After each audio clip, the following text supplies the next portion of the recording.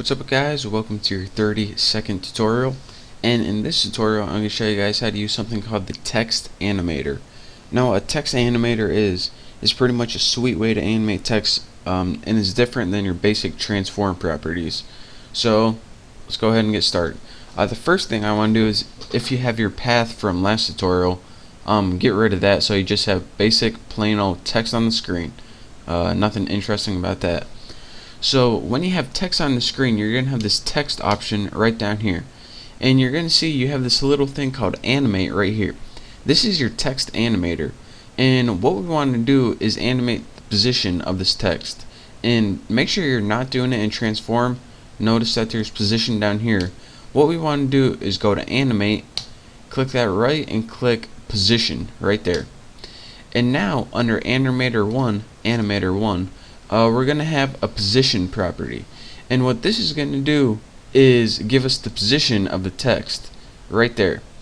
But moving this would be just kind of useless because we could do that with the transform. So what we want to do is open this range selector, and now we see the start, end, offset, and all this stuff.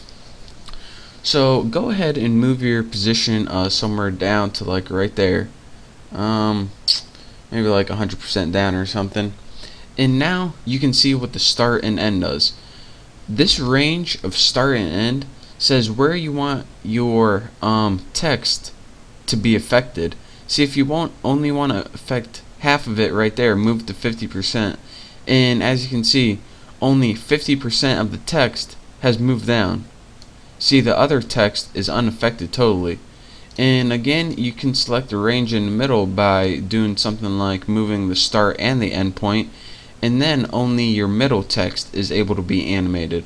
So this range pretty much selects the range of text you want affected, and the range you don't select is going to be totally unaffected by your animation. So let me show you guys a neat little trick that you can do with this. Move the start to 0 and the end all the way to 100, and this means that all of your text is going to be affected. That's why it all was moved down.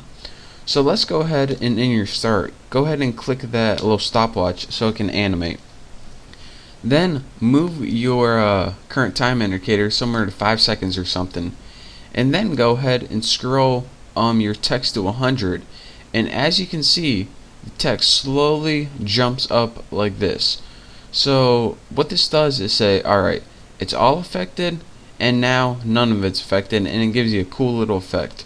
So go ahead and scrub this all the way to 0, or not scrub it, just move it, and now play your animation, and you can see all of your text is becoming affected to unaffected, and it gives you guys a cool little text effect. Now we can enhance this even more by adding more properties to this. So let's go ahead and add an opacity property, and again, make sure you're at home on your current time indicator, 00 in time, and go ahead and right on your animator 1, go ahead and click add property opacity. And now at the very beginning, what you want to do is set opacity all the way to 0 or somewhere close to it.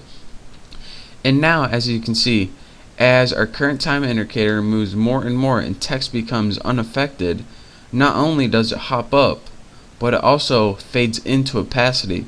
This is because it says, alright, at the beginning, 0 to 100, everything was affected, so everything is going to be totally transparent. But as we move along, then more and more text is not going to become transparent anymore. So that's pretty much basics of that. Let me play this for you guys. Now not only when we do this does the text move, but it also kind of fades in, kind of jumps up from nowhere. So let me play that for you guys one more time since it's just so awesome. Wow, would you look at that? Let's just sit back and admire it for a second. So again, how I did that, you need to open a new animator with this animate, and then start and end.